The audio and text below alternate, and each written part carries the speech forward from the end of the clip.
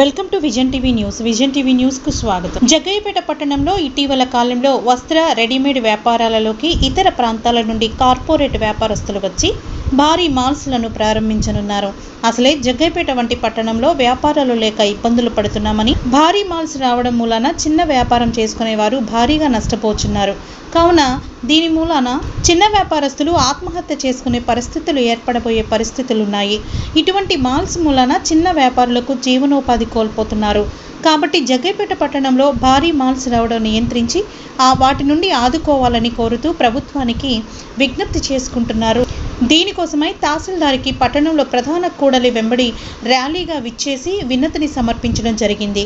ఈ కార్యక్రమంలో Jaggayyapeta readymades garments cloth merchants association Jaggayyapeta అధ్యక్షులు ముద్దుల ఉమామహేశ్వరరావు, కార్యదర్శి ఏసాల నరేంద్ర, కోశాధికారి వక్కలగడ్డ మహేష్ తదితరులు పెద్ద సంఖ్యలో వ్యాపారస్తులు పాల్గొన్నారు.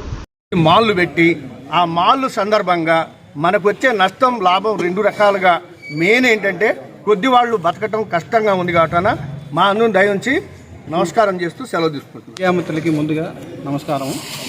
ఈ మాల్స్ పెట్టడం వల్ల చిన్న చిన్న వ్యాపారస్తులు ఉపాధి కోల్పోయి ఆత్మహత్య చేసుకునే పరిస్థితికి వచ్చారు. కావున ఈ మాల్స్ రాకుండా ఇప్పుడున్న వాటిని తీసేసి భవిష్యత్తులో ఏమి రాకుండా చేయాలని చెప్పి మా మనవి. అందరికీ నమస్కారములండి. ఈరోజు జగ్గయ్యపేటలో మాల్స్ ఉండటం వలన జగ్గయ్యపేట బట్టల కొట్టులు కానీ రెడీమేడ్ షాపులు కానీ వ్యాపారం చేయలేని పరిస్థితి ఉందండి. చాలా ఘోరంగా రేట్లు అమ్ముతున్నారు మాల్స్ వాళ్ళు. ఇక్కడ బట్టల కొట్టు 70-80 కొట్లు ఉన్నాయి. మొత్తం కూడా రోడ్డు మీద పడే పరిస్థితి వచ్చింది. కాబట్టి ఒకటే కోరిక మాది, ఉన్న మాల్స్ మొత్తం తీసేయాలి, కొత్తగా వచ్చే రానికుండా చేయాలని ఈరోజు మీ షాపులన్నీ మూసేసి మా వ్యాపారాలను మూసేసుకొని ధర్నాగా బయలుదేరాము. ఇలా మా సమస్యని ఇలా శ్రీరామ్ రాజగోంలో తాతయ్య గారు చెప్పడానికి వచ్చాము.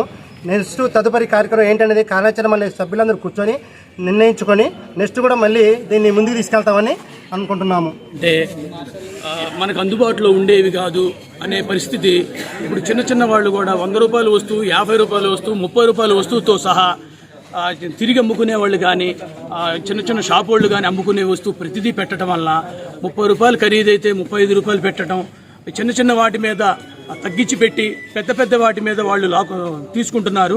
ఆ మాయ జనానికి తెలియట్లేదు. దీన్ని ప్రభుత్వం వారు దాన్ని ఆలోచించవలసిందిగా కోరుతున్నారు.